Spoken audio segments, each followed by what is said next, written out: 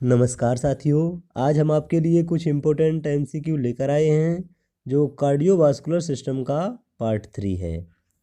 First MCQ है हमारा average systolic blood pressure in healthy adult age. Question क्या कह रहा है, एक हेल्थी एडल्ट में जो एवरेज सिस्टोलिक ब्लड प्रेशर होता है वह कितना होता है। ऑप्शन ए 150 से 160 mm of Hg, option B 100 से 140 mm of Hg, option C 140 से 170 mm of Hg, option D 160 से 170 ऑफ mm Hg।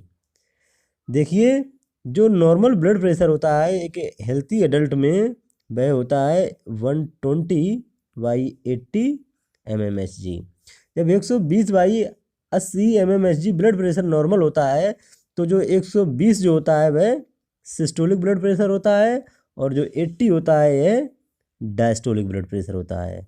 जो सिस्टोलिक ब्लड प्रेशर एक हेल्थी एडल्ट में होता है 120, तो यह किससे मैच कर रहा है? ऑप्शन बी से। ऑप्शन बी में जो 100 और 140 का जब हम एवरेज वैल्यू जब देखेंगे तो 120 mmHg एक एवरेज हेल्थी एडल्ट का जो सिस्टोलिक ब्लड प्रेशर होता है वह 120 होता है। तो option B is the right answer. चलते हैं नेक्स्ट क्वेश्चन की तरफ। नेक्स्ट क्वेश्चन है blood pressure is measured by. जो ब्लड प्रेशर होता है वह किसके द्वारा मेजर किया जाता है, नापा जाता है? Option A nanometre, option B sphygmomanometer, option C barometer, option D calorimeter. देखिए, जो ब्लड प्रेशर मेजर किया जाता है जिस इंस्ट्रूमेंट से वह होता है sphygmomanometer. Option B is the right answer. Blood pressure किससे मेजर किया जाता है? स्फैग्मोमेनोमीटर से।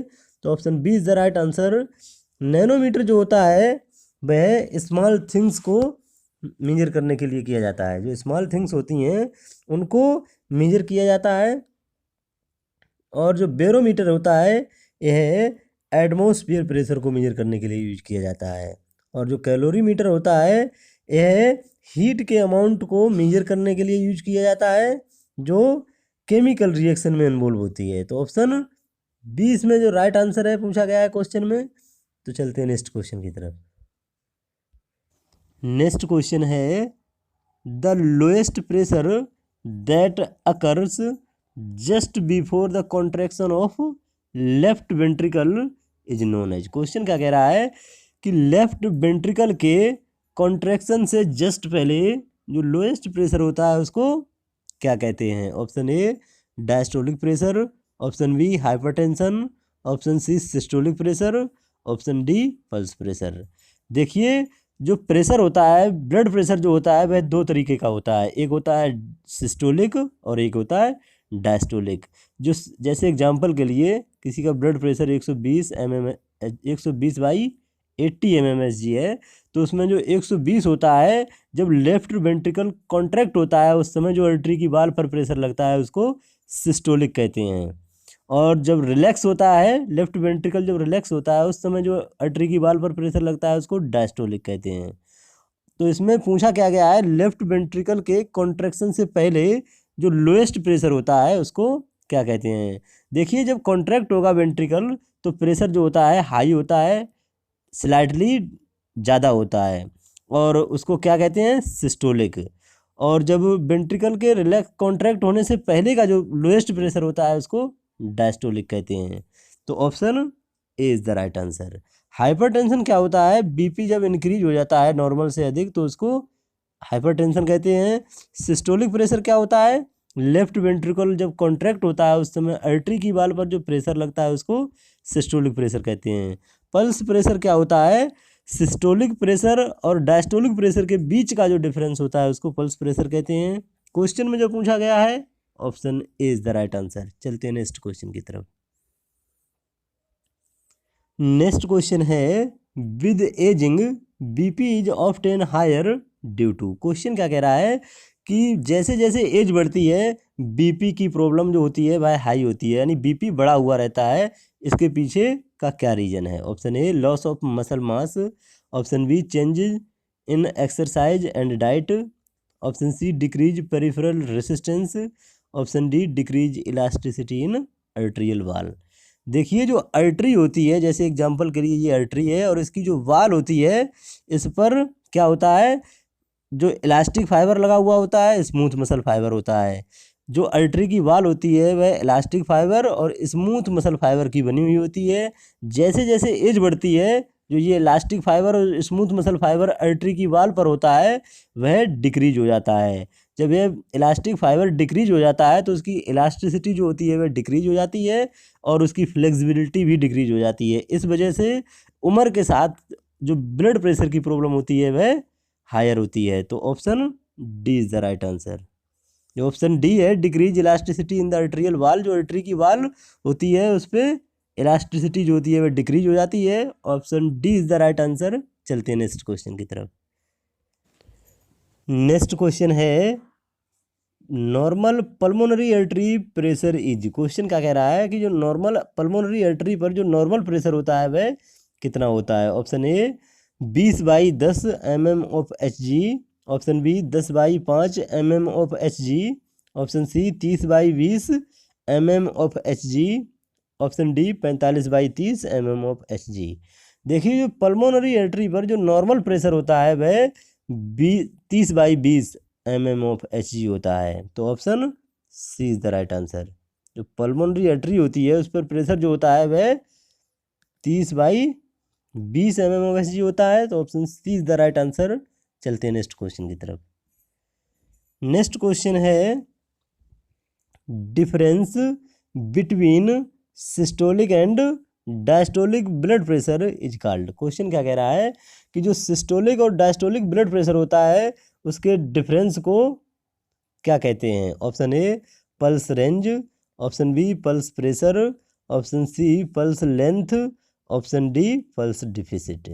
देखिए जो सिस्टोलिक ब्लड प्रेशर होता है उसके सिस्टोलिक और डायस्टोलिक ब्लड प्रेशर के बीच में जो डिफरेंस होता है उसको पल्स प्रेशर कहते हैं। जैसे एग्जांपल के लिए 120 अगर किसी का ब्लड प्रेशर है, 120/80 है, तो 120 से 80 घटा दीजिए तो 40 जो होगा वह पल्स प्रेशर होगा। तो option B is the right answer. जो पल्स प्रेशर होता है सिस्टोलिक और डायस्टोलिक ब्लड प्रेशर के बीच में जो डिफरेंस होता है उसको पल्स प्रेशर कहते हैं।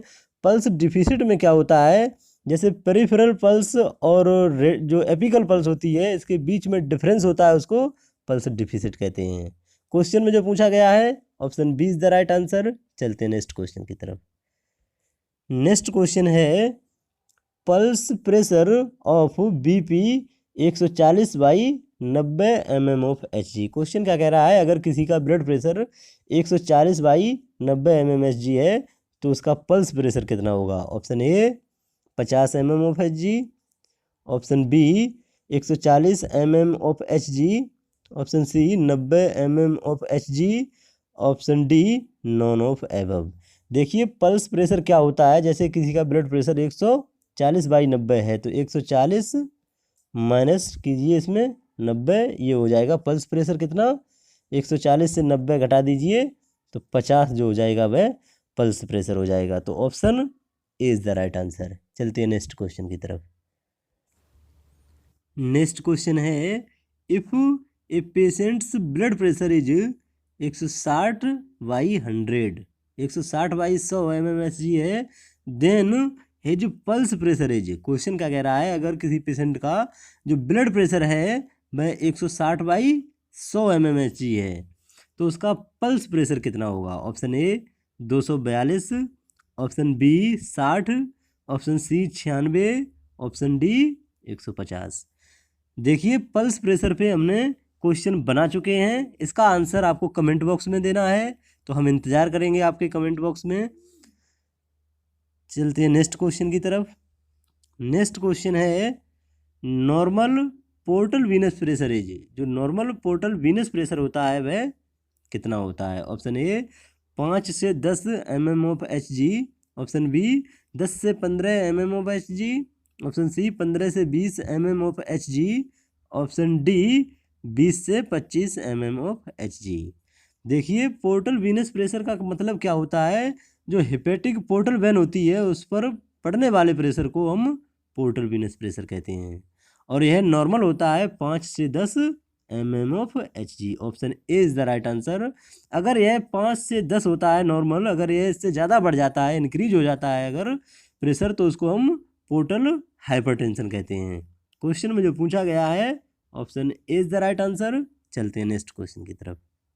नेक्स्ट क्वेश्चन है to calculate cardiac output heart rate is multiplied with. Question क्या कह रहा है, कैलकुलेट कार्डियक आउटपुट कैलकुलेट करने के लिए हार्ट रेट को किस से मल्टीप्लाई करेंगे। Option A stroke volume, option B systemic arterial pressure, option B C pulmonary arterial pressure, option D circulatory volume. देखिए जब कार्डियक आउटपुट जैसे निकालना है किसी का, तो हार्ट रेट को हम मल्टीप्लाई करेंगे स्ट्रोक वॉल्यूम से। तो option is the right answer. Stroke volume क्या होता है, प्रत्येक बीट में जो वेंट्रिकल के द्वारा ब्लड इजेक्ट होता है, प्रत्येक बीट में जो वेंट्रिकल के द्वारा ब्लड इजेक्ट होता है उसको स्ट्रोक वॉल्यूम कहते हैं। Option is the right answer. Stroke volume होता क्या है, जैसे हम कार्डियक आउटपुट अगर हमें किसी का निकालना है, कार्डियक आउटपुट को कैसे निकालेंगे, किसी की हार्ट रेट जो है वह 72 नॉर्मल होती है। स्ट्रोक वॉल्यूम भी अगर हम मान लें किसी का है 70, तो स्ट्रोक वॉल्यूम 70 हमने लिख दिया, और ये 72 मल्टीप्लाइड विद 70, ये एवरेज हो जाएगा 5 लीटर। जो कार्डियक आउटपुट होगा किसी नॉर्मल हेल्थी एडल्ट का, वह कैसे निकलेगा, कितना हो जाएगा 5 लीटर। कब, जब हार्ट बीट होती है, हार्ट रेट जो होती है वह 72 बीट पर मिनट हो, यह स्ट्रोक वॉल्यूम जो होता है वह 70 ml पर मिनट हो, तो जो कार्डियक आउटपुट निकलेगा वह हो जाएगा 5 लीटर एवरेज। स्ट्रोक वॉल्यूम जो होता है प्रत्येक बीट में जो वेंट्रिकल के द्वारा ब्लड इजेक्ट होता है उसको स्ट्रोक वॉल्यूम कहते हैं। Option is the right answer. चलते हैं नेक्स्ट क्वेश्चन की तरफ। नेक्स्ट क्वेश्चन है the amount of blood pumped by each ventricle पर मिनट इज कॉल्ड। क्वेश्चन क्या कह रहा है कि ब्लड का अमाउंट जो वेंट्रिकल के द्वारा पर मिनट में पंप किया जाता है उसको क्या कहते हैं। Option A end diastolic volume, option B stroke volume, option C cardiac output, option D ejection fraction. देखिए क्या होता है, जब हमें ब्लड का अमाउंट 1 मिनट में निकालना हो, जैसे ब्लड का अमाउंट अगर हम 1 मिनट में निकालेंगे कि वेंट्रिकल के द्वारा कितना ब्लड पंप किया जाता है, अगर 1 मिनट का हमें निकालना होता है तो वो हो जाता है cardiac output. Option C is the right answer. Cardiac output क्या होता है, जिसमें हम हार्ट रेट को मल्टीप्लाई करेंगे स्ट्रोक वॉल्यूम से, तो निकल के आ जाएगा हमारा कार्डियक आउटपुट, और यह 1 मिनट का निकाला जाता है। स्ट्रोक वॉल्यूम क्या होता है, जब प्रत्येक वेंट्रिकल के द्वारा, जैसे वेंट्रिकल के द्वारा ईच बीट में, जैसे एक बार अगर ब्लड कॉन्ट्रैक्ट होता है वेंट्रिकल, तो उससे जो ब्लड पंप आउट होता है उसको स्ट्रोक वॉल्यूम कहते हैं। अगर हमें 1 मिनट का पूछा जाए तो वो हो जाएगा cardiac output. Option C is the right answer. चलते हैं नेक्स्ट क्वेश्चन की तरफ।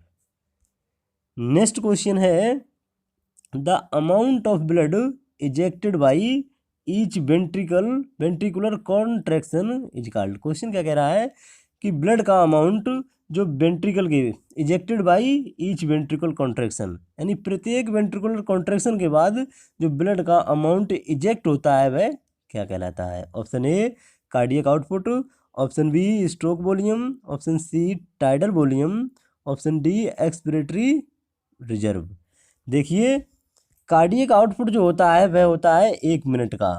कार्डियक आउटपुट अगर हम निकालेंगे तो 1 मिनट का निकाला जाता है। इसमें क्या होता है, जो हार्ट बीट होती है उसको मल्टीप्लाई किया जाता है स्ट्रोक वॉल्यूम से, तो ये 1 मिनट का निकलता है कार्डियक आउटपुट। क्वेश्चन में क्या पूछा गया है, blood amount of blood eject by each ventricle contraction, यानी हर एक कॉन्ट्रैक्शन में, यानी हर एक बीट में जो अमाउंट ब्लड का इजेक्ट होता है वह कहलाता है स्ट्रोक वॉल्यूम। तो option B is the right answer. अगर यही ईच वेंट्रिकल कॉन्ट्रैक्शन की बात हुई है, अगर यही 1 मिनट में पूछा जाए तो वो हो जाएगा कार्डियक आउटपुट। क्वेश्चन में जो पूछा गया है option B is the right answer. Tidal volume क्या होता है कि प्रत्येक रेस्पिरेटरी साइकिल में जो एयर का अमाउंट इन और आउट होता है उसको टाइडल वॉल्यूम कहते हैं। और जो एक्सपिरेटरी रिजर्व क्या होता है, फोर्सफुली फोर्सफुली एक्सप्रेशन के बाद जो एयर का अमाउंट रह जाता है उसको एक्सपिरेटरी रिजर्व वॉल्यूम कहते हैं। जो क्वेश्चन में पूछा गया है option B is the right answer. चलते हैं नेक्स्ट क्वेश्चन की तरफ।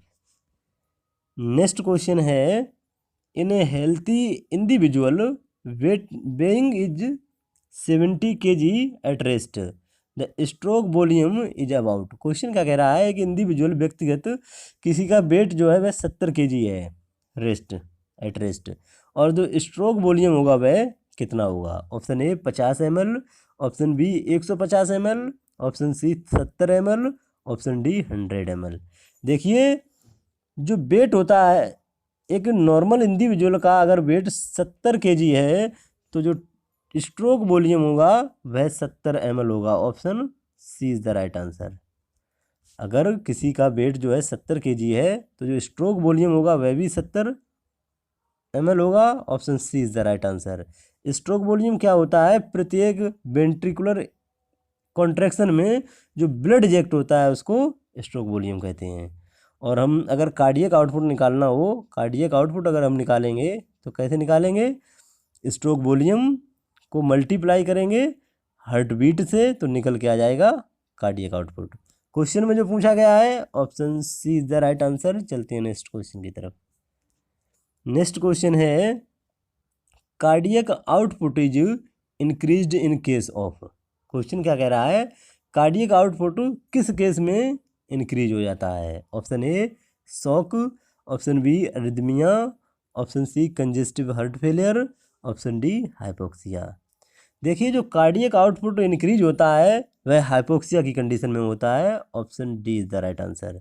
क्यों होता है हाइपोक्सिया की कंडीशन में इंक्रीज, इसका रीजन ये है कि जैसे हाइपोक्सिया की जब कंडीशन होती है उस समय जो हार्ट बीट होती है, जो हार्ट बीट होती है वह इंक्रीज हो जाती है। जब हार्ट बीट इंक्रीज हो जाएगी तो कार्डियक आउटपुट ऑटोमेटिक इंक्रीज हो जाएगा। तो option D is the right answer. Thank you. खुश रहो, मस्त रहो, अच्छे से पढ़ते रहो। जानकारी अच्छी लगी हो तो कमेंट में ज़रूर बताना।